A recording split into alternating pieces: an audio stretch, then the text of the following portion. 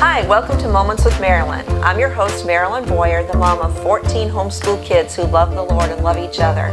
I absolutely love young moms, and it's my privilege to encourage you and share tips and tools to make your journey easier.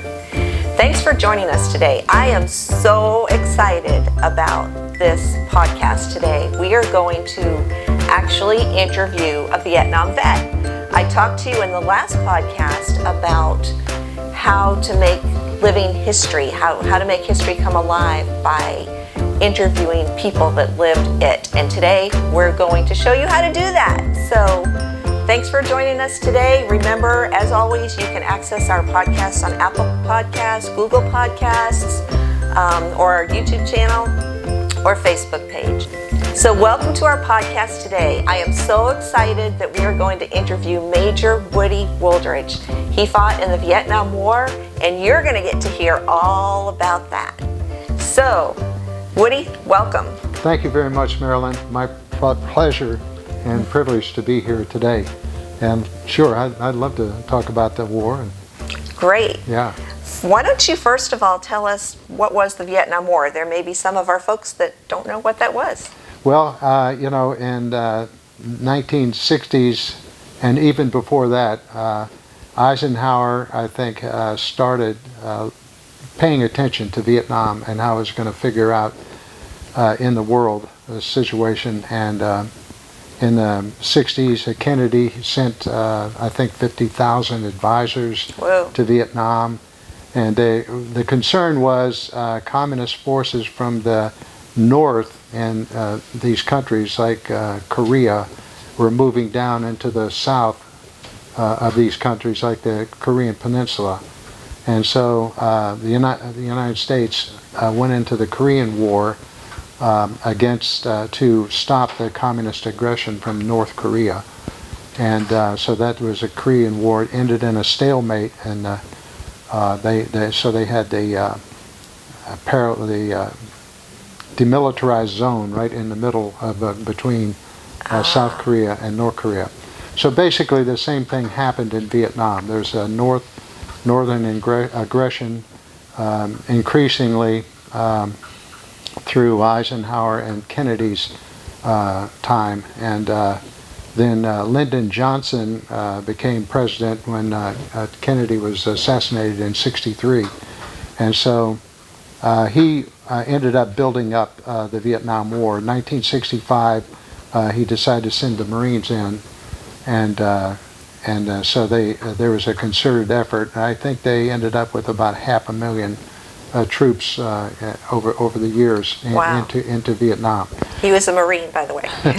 So I was at that particular time. I had just graduated from language school in December 1965, and that's when Johnson sent the Marines in. So they were looking for what we call in the Marine Corps cannon fodder. They need Marine second lieutenants to lead a platoon of say 30 or 40 men in combat, and so they opened the doors to put in for commission. I had 4 years as an enlisted man before that. Okay. And so I put in for a commission. They had what they call a career NCO commission opportunity, and so I put in for that and was selected. And I went to officer candidate school and then to the basic school, 4-year trained.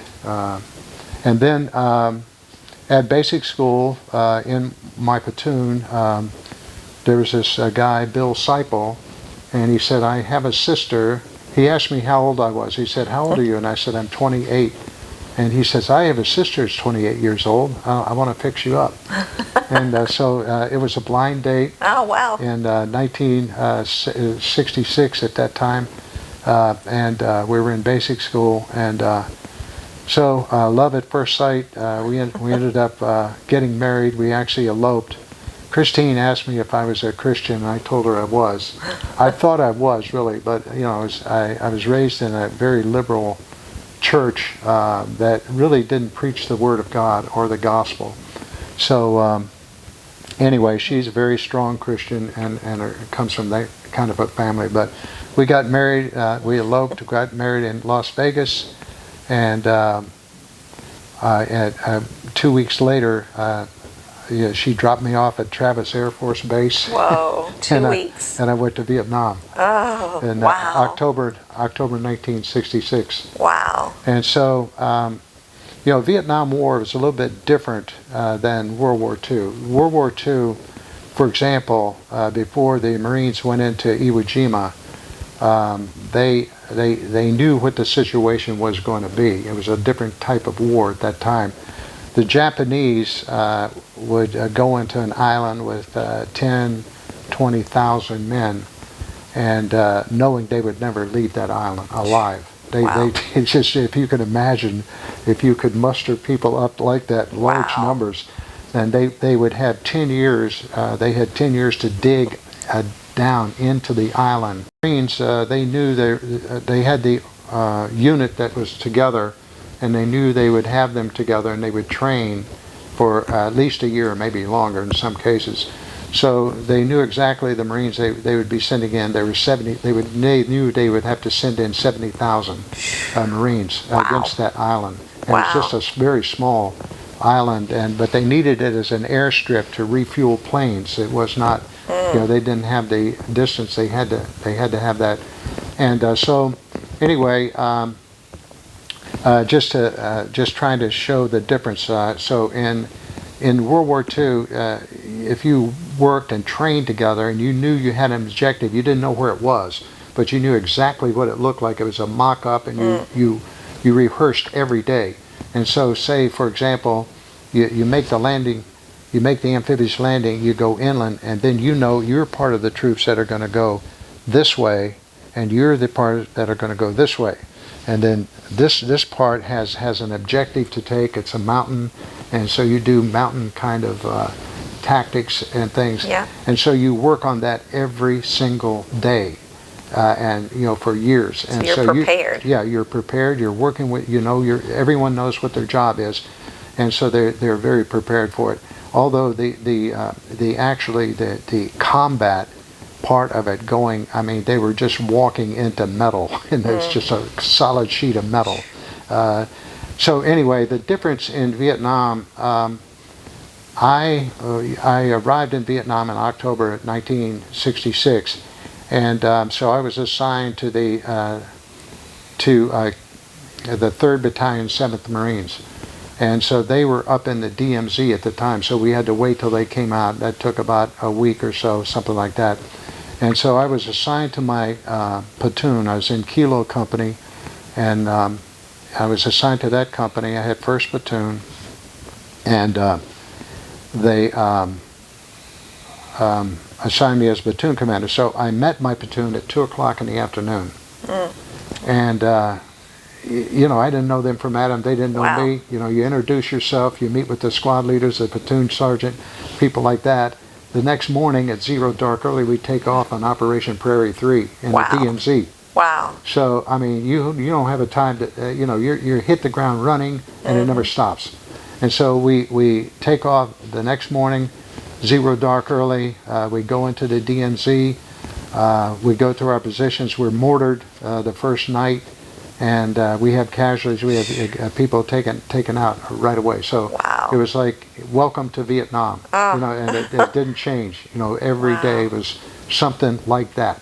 And just so we started out the 30 days. It was a monsoon season. It rained every single day, and so it just total rain the whole time. You're marching through the mountains, looking for the enemy. Sometimes you'd run into them. Sometimes you'd have a firefight. Sometimes you wouldn't. But you'd be on the move all the time, and soaking wet. Wow. And so. Was it very warm, like steamy and? Yeah, it was warm. It warmed up during the day. It could get very cold though. If you're wet and you got sometimes the sun doesn't show, and you're under heavy vegetation and stuff like that. So yeah, so we would just do that, mainly patrolling, finding out where the enemy is, always staying. They always kept us very busy in the Marines, and we would sometimes they'd send us out on an operation, and so they had this one operation was in Quang Ngai province. It was it was a helicopter ride for about two hours below our area where we were, and so we had planned for that. We had been briefed on it, given intelligence. It's highly fortified. No one has been in there since the French, Wow. and so they wanted to send the Marines down. They sent a battalion landing team of about 1,500 Marines, and so our company was part of that. And so I was still platoon leader. As a platoon leader, you're responsible for about 30 or 40 men, depending on how many they attach. They give you attachments to help, like engineers with explosives and air forward observers and artillery forward observers and things. So anyway, so we went down on that operation, and our company achieved their objectives in the morning. And so in the afternoon, the brigadier general who was in charge of our outfit said he wanted us to proceed forward in the afternoon. So that entailed a river crossing operation. And so our company had the mission of taking the point, in other words, being the first ones to go in for the rest of the battalion. And then out of my company, our company commander gave my platoon the mission of the first one to go across and lead the company across. Wow. And so we did that. We were spread out, and we were going by fire team rushes. One fire team goes forward. It's a fire team. It's a four men. You have a rifleman, assistant rifleman, an automatic rifleman, and one that carries the ammunition, helps carry the ammunition. So you'd move forward like that in fire teams. There were 3 fire teams in a squad, and so you'd move forward that way. And in a platoon, you would have 3 or 4 squads of men, and so we were doing that. And they let us get in about 150 yards, and then we were ambushed. In other words, we received heavy fire from all sides, especially from the front, and they had us locked in so that.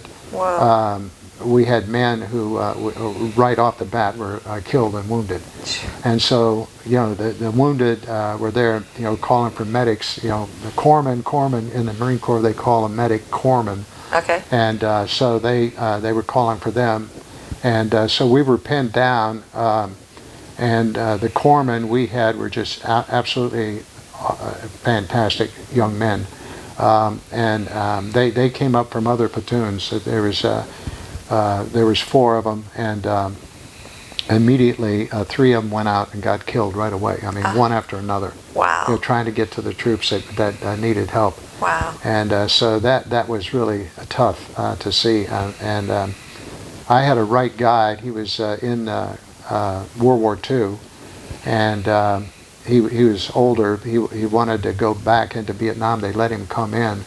And so he was in my platoon. We made him the right guide. He was kind of the guy that took care of supplies like beans, bullets, and bandages for the platoon, And so anyway, he was a really nice guy. We called him Pappy. He said, "I'm going out." And I said, "No, you're not." He took off.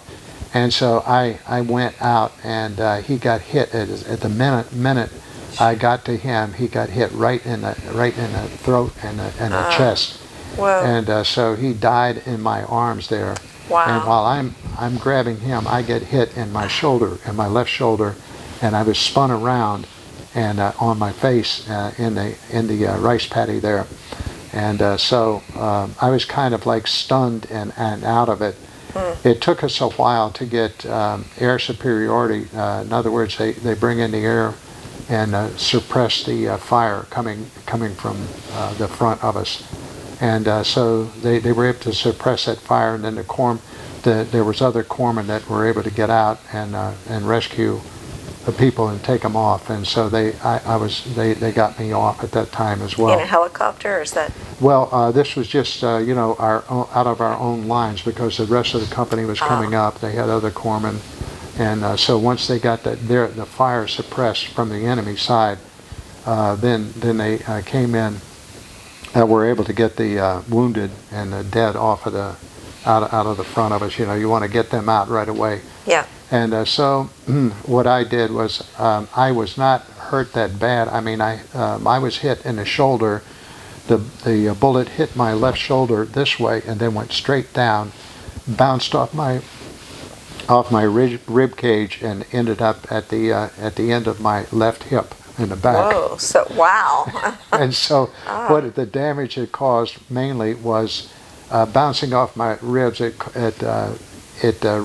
hit my lungs, and so I was bleeding inside. And I knew it. I knew something was wrong, because I had this. My back was swelling up, and I could feel it in my back. And as it turned out, my whole back was black in color. And, wow. And I had this big bubble at the back. And you say you weren't hurt bad? That sounds bad to me. Well, it wasn't like some of these others that were really. So anyway, I was ambulatory. I was able to move around. I was able to help call in helicopter, get them down. Tell them where to come down, so they'd know where to land, and then get the wounded up here. You wanted to get the wounded out right away, and. The company commander and others, they were kind of pinned down in the back, so they weren't around. So, we were just so we filled the one helicopter up, and this took several hours, and the dead, you want to get them out too, but the first priority is get the wounded. We had some guys hit about 6 times. They were really in bad shape. Wow. So we got them on the chopper, and the chopper takes off. It was taking rounds while we were loading, and as we were taking off, the tail gunner got killed. He was a guy that's in Vietnam. They would have in a helicopter. They have a open door and a machine gunner there with the machine gun. He was in that position, and he got killed. And so we took off that way. It was kind of like a hot zone. You would call it a hot zone in the middle of combat. We take off. The inside of the chopper in the back is full of gas. You can smell it, you feel it, and so we knew it's going to explode any minute. It needs a spark. Well, so the chopper starts going down like this, straight down, and we didn't realize, but the pilots understood that the gas lines were hit, so they cut the motors. We didn't know they cut the engine. So what happens at a helicopter? They call it auto rotation. The big propeller on top just goes around with the air and slows down your descent. So, but me and this little Mexican machine gunner, he was there. He had his rosary out. And he was going through his rosies, and I was hugging him. And we thought we were going to be, as thing hit, and so the helicopter hit the ground, and we were waiting for just a, where's the explosion? We expect to have an explosion. We'd all be on fire. Yeah. It didn't happen. And so, oh my goodness, we said, let's get these guys out of here. So we had to get all the wounded out. So you helped do that even though you were wounded? Yeah, I could do that, but I could do something, and so we were able to get the badly wounded out and get them to the next chopper. Helicopters always go in twos. In case one gets hit, the other one can help. And so that's what happened in this case. And the other thing was critical was we landed in a safe zone, which the Army Special Forces happened to have that area where we landed. If it had been the enemy, it would have been a different story. Yeah. So anyway, that was pretty much that day. But we got to the field hospital. I knelt down and kissed the ground. Man, I tell you. I'll bet. I didn't think we were going to make it out of that, but we did. And so I was not saved, and so God was just absolutely amazing. His grace and mercy on me, Protecting you, yeah. Yeah, and so I thank Him for that. Yeah. So yeah, so I go to I'm in the medical. It's called Charlie Med. They called it then, and it was just a field hospital, dirt floor. They had an operating table and stuff, and a Navy doctor, there, and he looked at me. He says, "Lieutenant, I can send you back to the States if you want to go back." I said, "No, I want to go back with my unit." He says, "You guys are nuts." He says, "Okay, all right." Well, he says, "As soon as they put in a chest tube to take the blood out, and they sewed up where the bullet went in, and I was in pretty good shape in a week and a half or so. I was able to get around. So anyway, I went back to duty, and Wow. and so it was the same routine. I mean, they don't lose a step. You come back, oh, you were gone for some reason. But you could have gone home. You could have chosen to I do could that. have, yeah. At that time, I was crazy then. The second time I got wounded, I was not. I was ready to go home, and they wouldn't send me home. So that was kind of nuts. But anyway, that was my first time I was wounded there, and shot in the shoulder was January '67 on Operation DeSoto, and then in June, I think it was the 20th of '67. I was on a resupply run, coming from the in the front lines, and coming back on a resupply run on an amphibious carrier. We call it Amtrak, which is an amphibious tractor which the Marines use for a ship-to-shore movement. It actually can go in the water. But in Vietnam, we used it for on top of the ground, and it was it looks like a tank. It's 37 tons, but it's got a big inside. You can put 30 combat loaded troops on inside.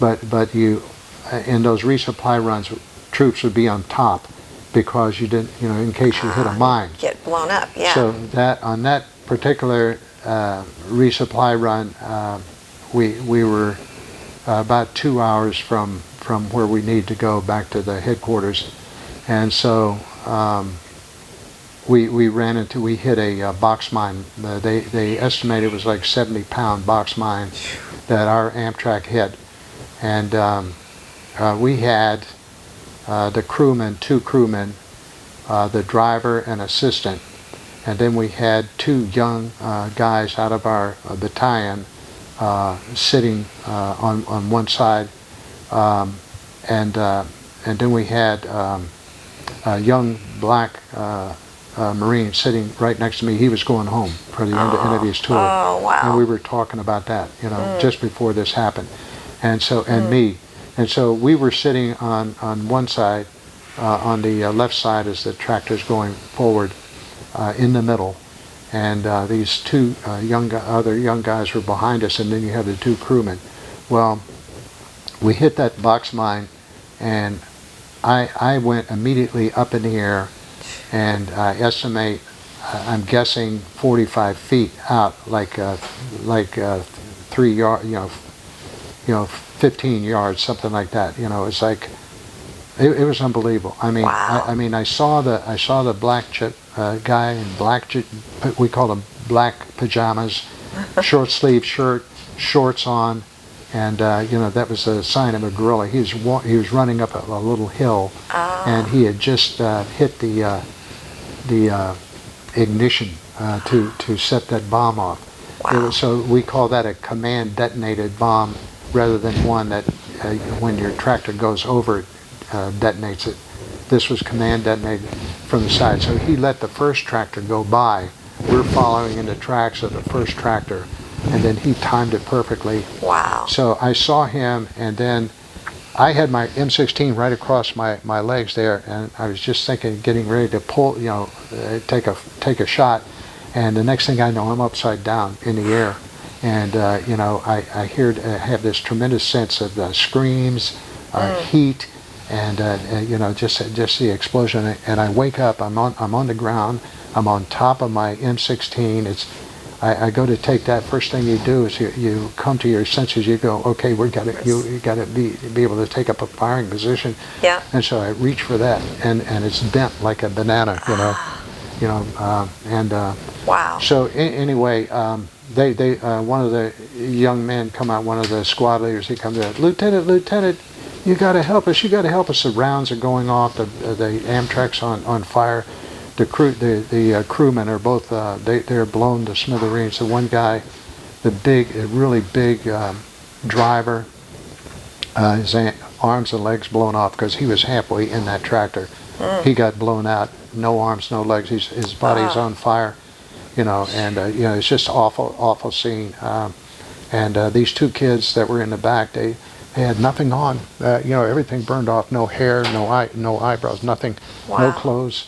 All they had was their boots on, and screaming, Lieutenant, get us out of this sun. It was like in June in Vietnam. It was really heat, and so we got them into the good tractor while we, I had to help. I had to call the medevac in, stuff like that. Well, I couldn't walk. I could hardly walk. One of the men came out and was helping me, and trying to do something there and call in the medevac and make sure we have security and stuff. And so we get those two kids in there in the good tractor and out of the sun. And anyway, we end up getting myself on the bodies on the helicopter, and they get us to the field hospital. And I barely could walk, so I get on the gurney, and the Navy doctor, he says, okay, we're going to give you an X-ray on your back and see what we got here. And I'm thinking, they're taking the X-ray, and I'm going, well, I guess I'm going home now, Yeah. And and it never happened. Wow. They came out, and they said there's nothing. Their X-rays show nothing. They said we're going to send you back to duty tomorrow. So they, because I was medevac, and because I was injured and on it, and it was a pretty big situation there. So anyway, they send me back to duty. I mean, the next day I'm there. I'm actually in a Jeep, in the front seat of a Jeep, and I got my hands, and I'm kind of, when I see a bump coming, I elevate my body so that I can't. I mean, it's like it was really painful. And so what they did was they made me the headquarters commandant. I was in charge of the battalion headquarters, and they took me out of the field because that was my second time wounded. And so we were still in combat. I mean, we did road sweeps for mines every day, and I had responsibility for the security of the entire battalion headquarters and stuff. So it was a pretty big responsibility for my last 3 months in country. So you really were injured, right? Yeah, well, the thing is, I didn't realize it. I didn't think at that time. I said, I don't know, they just missed something. It must have been a muscle or something.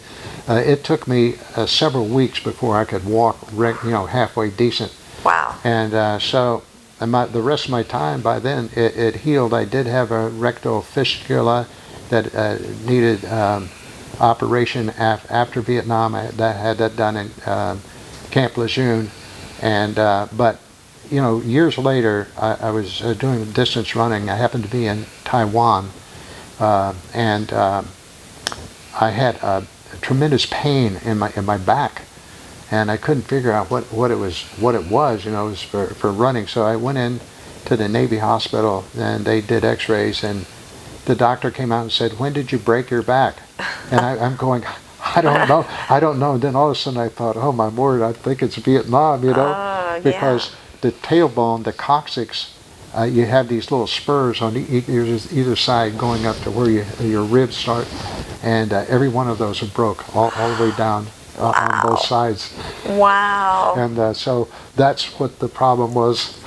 And they just, sometimes in X-rays in combat, the X-rays are wet when they come out. And that day was really a big day. They were overloaded with people. It had all kinds of casualties that day. So, So they just totally missed it. yeah, they missed it. You know, they looked at it. It was wet. They probably looked at it when it was wet. You know, but the medical knows you have you have a definite break there, and that's probably where that pain's coming from. Wow. That's amazing. So yeah, so I found out. I can't believe you could function like that. Yeah. Again, God's grace. I mean, the fact that I'm here. I mean, I know. I tell you what, I do believe in angels. Psalm 91, my wife and her mother, they prayed me through Vietnam, and that was their favorite psalm. Every day they prayed that, and it says there in that psalm, it says, He will give His angels guard over you. And I felt that. I actually felt that. Yeah. I mean, I sensed believe that. it. Yeah. I mean, because immediately, I see that guy in the black pajamas running, and I'm ready to take a firing position. Next thing I know, I'm up in the middle of the air. The rest of these guys are getting destroyed. I mean, they're like the kid I was talking to, he got hit by the engine door. He went into eternity immediately. Wow. And then the driver and the crewman, man, they were just, they were just incinerated, with these two young people. Wow. It's just absolutely unbelievable. I'll never forget it. I leaned that day against a good tractor when I had a moment. Waiting for the chopper, and I said, Lord, if you get me out of here, I'm going to follow you anywhere. You have just listened to part 1 of an interview that Marilyn did with Vietnam vet Major Woody Woolridge. Tune in next week to hear part 2. At that time, the Major will discuss how the Lord answered his prayer, saved his life, and then used his life to further the gospel. We will see you then.